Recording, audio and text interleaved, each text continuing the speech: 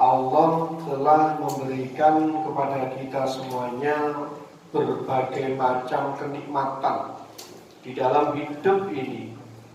Sangat banyak nikmat yang telah Allah berikan pada kita. Dan yang perlu kita pahami dan kita sadari bersama adalah setiap nikmat yang datangnya dari Allah, apapun bentuk nikmat yang datangnya dari Allah, wajib untuk disyukuri.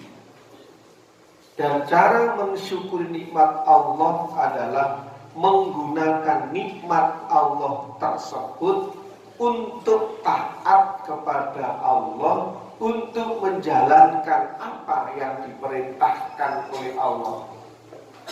Jadi semua pemberian dari Allah, semua nikmat yang datangnya dari Allah, wajib untuk disyukuri.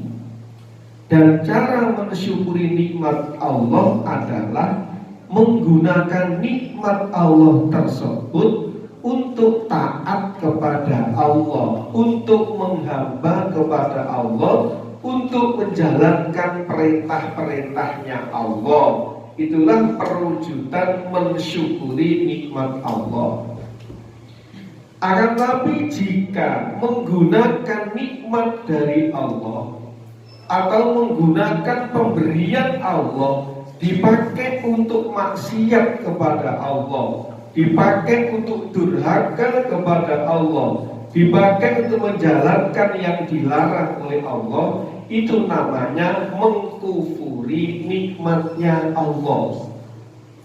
Sering saya sampaikan di majelis ini bahwa mensyukuri nikmat Allah bahasanya akan mendapat tambahan nikmat dari Allah, sedang mengkufuri nikmat Allah akan mendapatkan azab atau siksa dari Allah. Ini sering saya sampaikan di majelis ini, bahwa mensyukuri nikmat Allah atau menggunakan nikmat Allah untuk taat kepadanya itu akan mendapat tambahan nikmat dari Allah. Sedang menggunakan nikmat Allah untuk bermaksiat kepada Allah, untuk menjalankan yang dilarang oleh Allah, berarti mengkufuri nikmat Allah. Dan balasan dari kufur nikmat adalah akan disiksa atau diazab oleh Allah.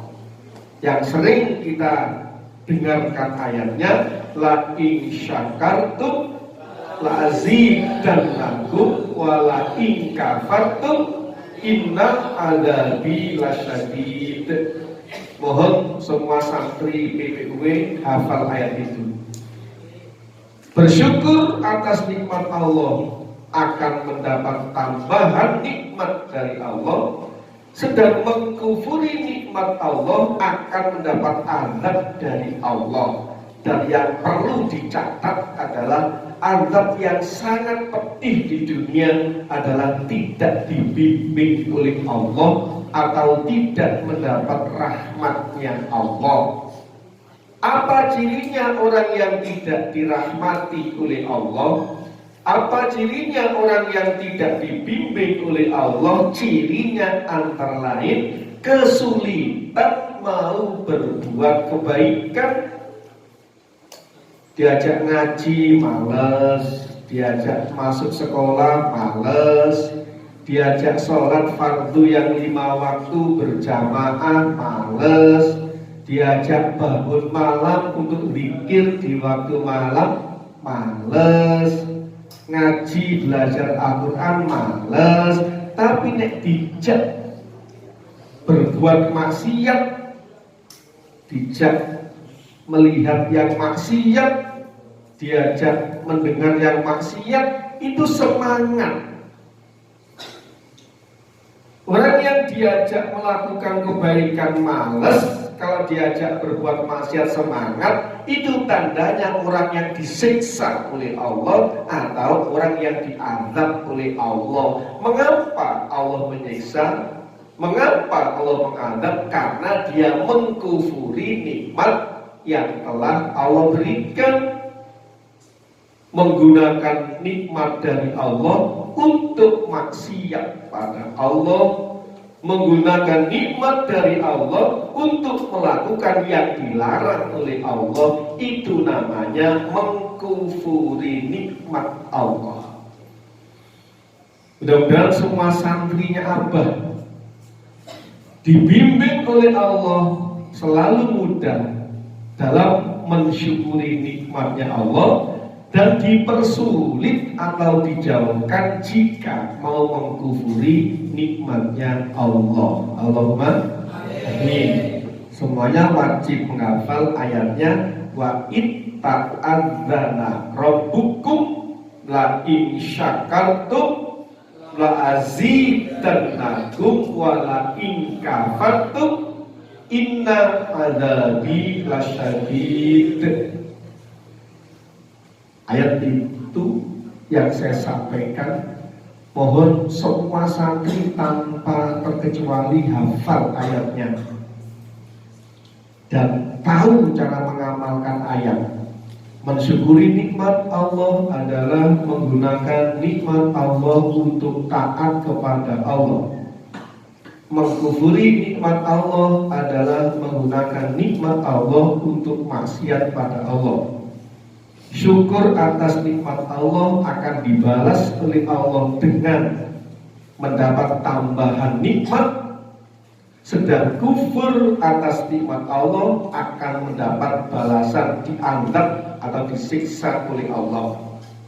Bentuk siksa yang sangat pedih di dunia, tidak dirahmati Allah, tidak dibimbing oleh Allah. Cirinya kesulitan untuk melakukan kebaikan, tapi banyak kemudahan untuk melakukan kemaksiatan. Na'udzubillah. Itu yang pertama. Ayat itu akan sering saya ulang-ulang di majelis ini agar kita introspeksi diri. Sudahkah kita menggunakan tangan untuk taat pada Allah? Sudahkah kita menggunakan lisan untuk mentaati perintah Allah?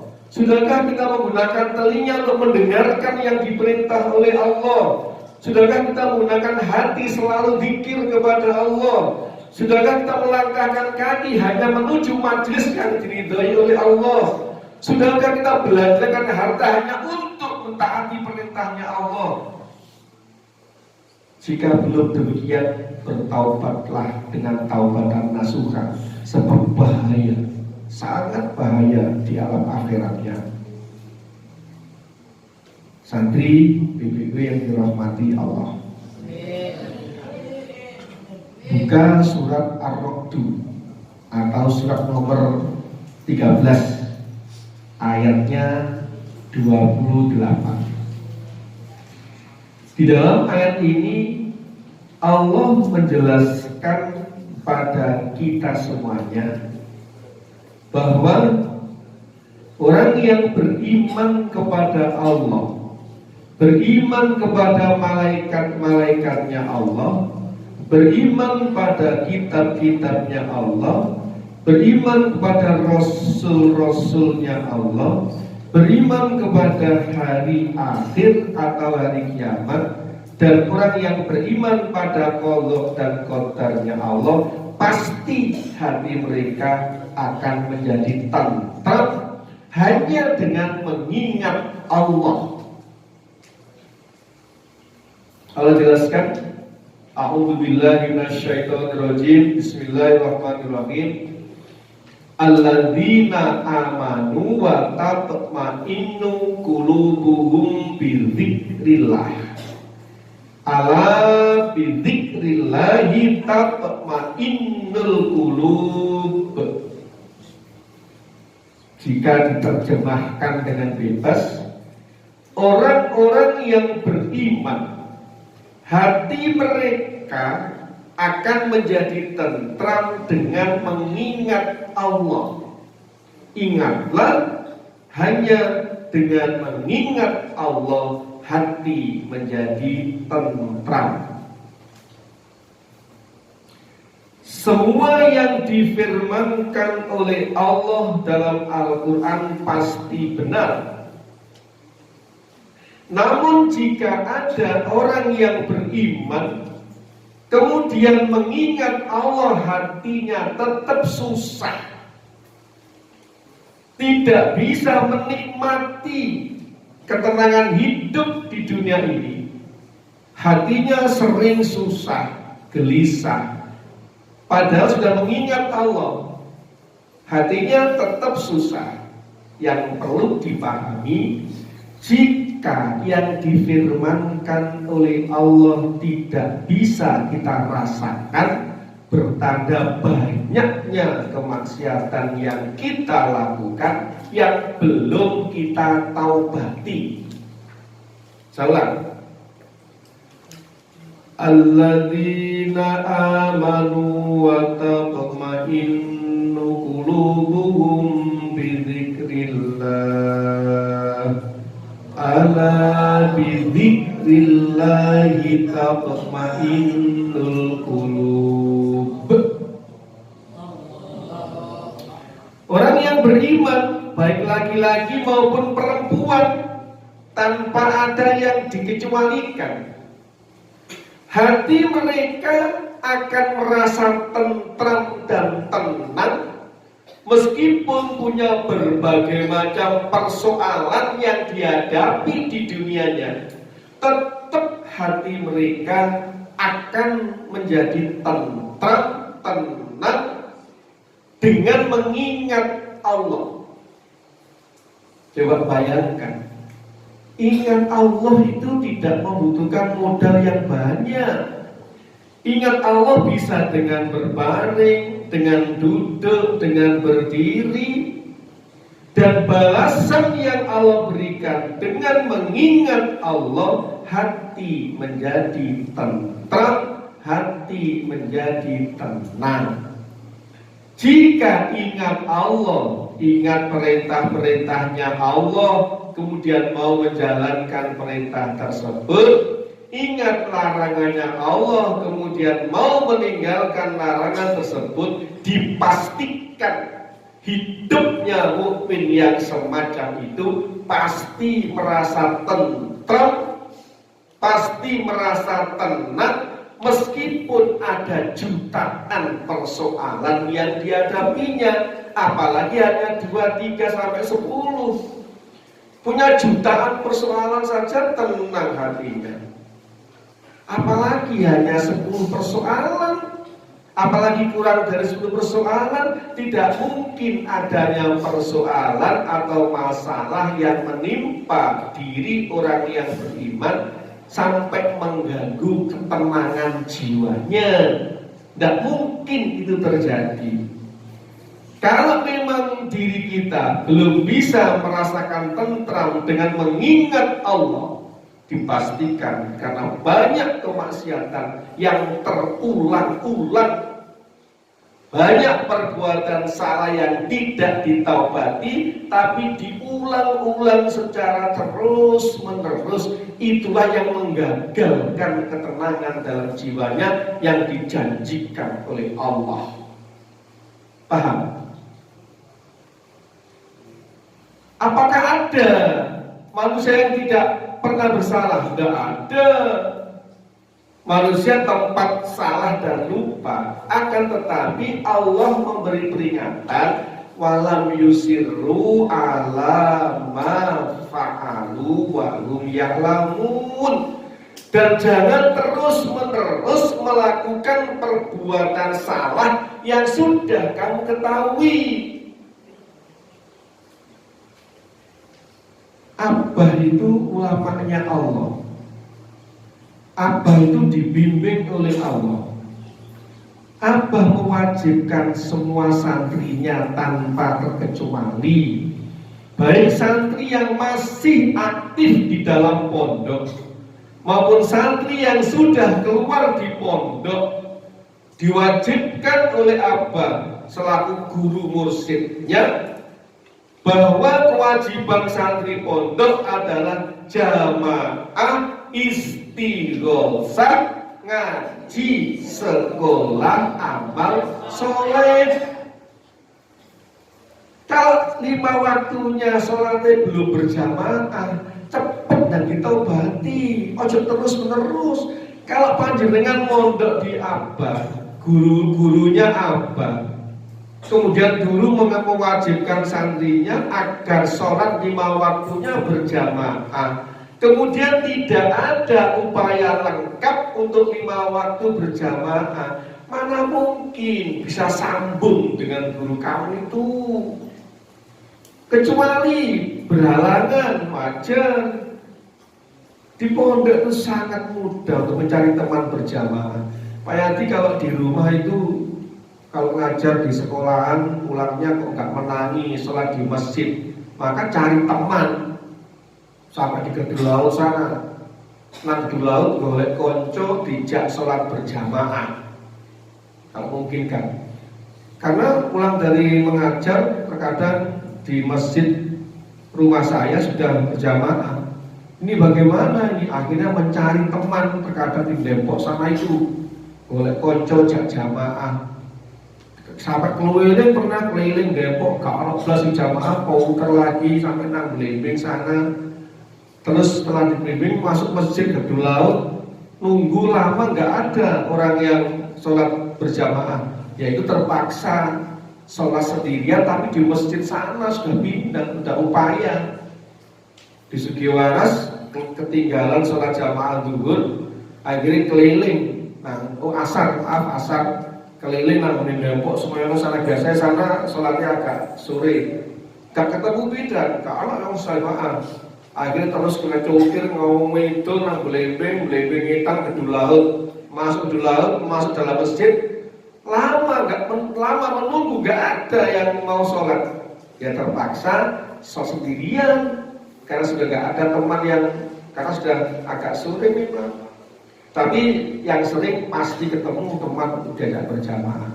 Santri ini abah kepingin dibina oleh Allah, kepingin dibimbing oleh Allah, kepingin dimuliakan oleh Allah, diberi paham Al-Quran. Maka yang diwajibkan oleh abah, tolong semuanya tanpa terkecuali untuk melakukan sholat 5 waktunya dengan berjamaah. Ojo ditawar sudah. Kalau udur saja, terpaksa saja, nggak apa-apa sendirian. Tapi ketika tidak terpaksa, sudah berupaya, nggak ada temannya, baru sendirian. Tapi upaya dulu, upaya diajak keliling kalau nggak punya teman diajak sholat itu. Dulu ketika masih ada istri sehat itu mudah, kalau gak jamaah atau masjid gak ngatasi dengan istri, meskipun istri sudah sholat tak ajak baleni, dek wis sholat sampun ya, baleni maneh ayah belum sholat. Itu jika istri masih ada.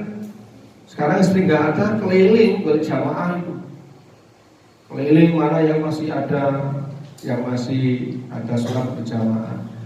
Pokoknya harga mati sudah sholat berjamaah 5 waktu, harga mati. Semua santrinya abah tanpa terkecuali, jika ingin tenang hatinya, dibimbing oleh Allah, diridhai oleh gurunya, maka masing-masing yang memondok, yang mondok di PPUW, yang dibina oleh abah, tidak ada alasan kalau ingin paham Al-Quran, kalau ingin tentram hatinya, maka sholat 5 waktu dengan berjamaah. Saling mengingatkan di antara teman-teman kami itu. Saling bertanya, jika ada temannya yang tidak punya teman untuk berjamaah, yang sudah sholat bisa mengulang lagi, menolong temannya. Mas, tolong bantu aku untuk sholat berjamaah, saya nggak punya teman. Saya sudah sholat, nggak apa-apa, bantu saya. Oh iya, makasih. Saling membantu. Yoiku jenenge ta'awanu alal birri wat taqwa. Tolong menolong dalam kebaikan dan ketakwaan. Mengulang-ulang nggak apa-apa, mengulang temannya. Tidak pernah ada satupun perbuatan baik yang tidak dibalas oleh Allah. Balasan Allah atas kebaikan tidak nunggu di akhiratnya. Di dunia sudah berikan ketentraman jiwanya, ketenangan hatinya, kemudahan urusannya, rezekinya didatangkan oleh Allah dari arah yang tidak disangka-sangka jika mau taat kepada Allah. Di pondok pesantren ratusan santri salatnya ijen, ya Allah, ya Rahman. Harga mati untuk santri pondok PPUW, sholatnya berjamaah 5 waktu. Allahumma. Kalau ngerti salah, di mana salahnya? Tidak mengikuti kewajiban yang ditentukan oleh gurunya, sedangkan panjenengan mondok di sini, aturan gurune gak ditaati. Kesulitan saudara untuk memahami Al-Quran, kesulitan saudaraku untuk tenang jiwanya karena ada perintah yang tidak ditepati. Mulai besok ya, saya minta pada semua santri tanpa terkecuali agar saling mengingatkan untuk sholat yang 5 waktu dengan berjamaah. Itu kewajiban pertama. Yakinilah bahwa dengan menjalankan sholat 5 waktu dengan berjamaah atau ditambah dengan perintah-perintah yang lainnya, dipastikan hatinya menjadi tentram, hatinya menjadi tenang, meskipun ada jutaan persoalan yang menimpa pada dirinya, apalagi hanya puluhan persoalan. Sudah ngaji tahunan, dari santri ini abah tahunan, ketika berbuat baik dihina oleh orang lain, mundur, berhenti. Gimana usia dihina kok berhenti? Abah itu berapa ratus orang yang menghina, yang mengolok ketika mempraktekkan hukum cambuk, dimaafkan oleh Abah. Maafkan orang awam dan pilih bersikap diam, yang sadar di nasihati, sok pintar di tinggal pergi. Dihina orang aja susah, ya Allah. Dihina orang itu kecil, itu coba yang paling kecil. Diremehkan orang, dihina orang, itu sudah susah. Itu kecil soal itu. Kenapa kok mudah susah? Kenapa enggak tentram jiwanya? Karena banyak kemaksiatan yang dijalankan secara terus-menerus dan tanpa ada usaha untuk mengikuti dengan kebaikan, atau tanpa ditaubati dengan taubatan nasuha, sehingga ada soal sekecil apapun soalnya, hatinya menjadi susah. Padahal Allah berjanji, alladzina amanu wa tatma'innu qulubuhum bidzikrillah. Orang yang beriman itu hati mereka akan menjadi tenang, akan menjadi tentram, cukup dengan mengingat Allah. Susah milik Allah jadi senang. Milik Allah itu milik apa aja? Ingat akan janji-janjinya Allah, bahwa orang yang sabar itu dicintai oleh Allah, orang yang takwa itu dicintai oleh Allah, sehingga di akhiratnya dimuliakan oleh Allah, dimasukkan dalam surganya yang penuh kenikmatan selama-lamanya. Sehingga mau susah urusan dunia gagal karena meyakini adanya janji Allah untuk mendapat kemuliaan di akhiratnya, dan bisa memandang wajahnya Allah di dalam surganya Allah. Allahumma. Jadi orang yang beriman itu hati mereka menjadi tentram dengan mengingat Allah. Ayat lain menjelaskan, fadkuruni azkurkum washkuruli wala takfurun. Al-Baqarah 152. Dengan bukan Al-Qur'ani, surat Al-Baqarah ayat 152. Allah menambah penjelasannya lagi agar mukmin semakin mantap akan apa yang dijanjikan oleh Allah. Allah ulang lagi ayat yang semisal, fadkuruni, maka ingatlah kalian padaku, zikirlah kalian kepadaku, sebutlah namaku, taatilah aturanku. Azkurku, maka aku akan mengingat kalian, aku akan bersama dengan kalian, aku akan selalu menolong kalian, aku akan selalu membimbing kalian, aku akan selalu memberi kemudahan pada kalian, aku akan memberi ketentraman hati kalian. Fadkuruni azkurku, dengan mengingat pada Allah, maka banyak nikmat yang akan Allah berikan kepada orang yang mengingat Allah. Ingat perintahnya, kemudian menjalankan. Ingat larangannya, kemudian meninggalkan. Terlanjur melakukan larangan, kemudian diikuti dengan istighfar dan kebaikan, dan ditaubati dengan taubatan nasuha. Ciri taubatan nasuha tidak terus-menerus dalam berbuat salah. Sekolah itu dikandani, sekolah itu diwajibkan oleh Abah. Jamaah istighosah, ngaji, sekolah, amal soleh. Jamaah 5 waktu, harus ngerti itu diwajibkan oleh guru kita.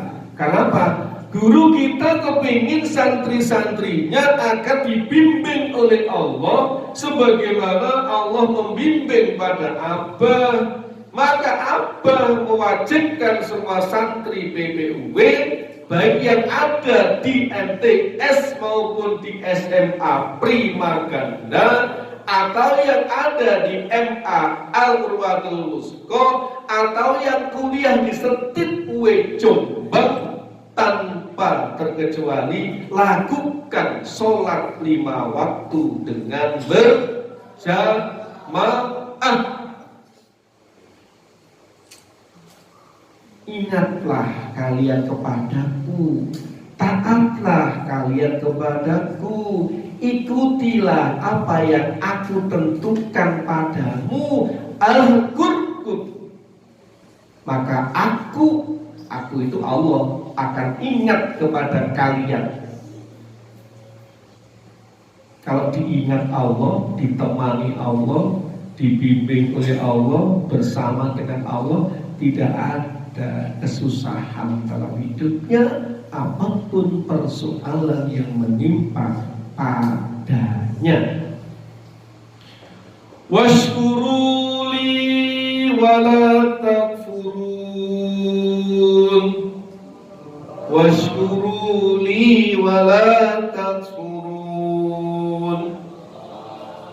Washkuru, dan bersyukurlah kalian kepadaku, wala takfurun, dan janganlah kalian kufur.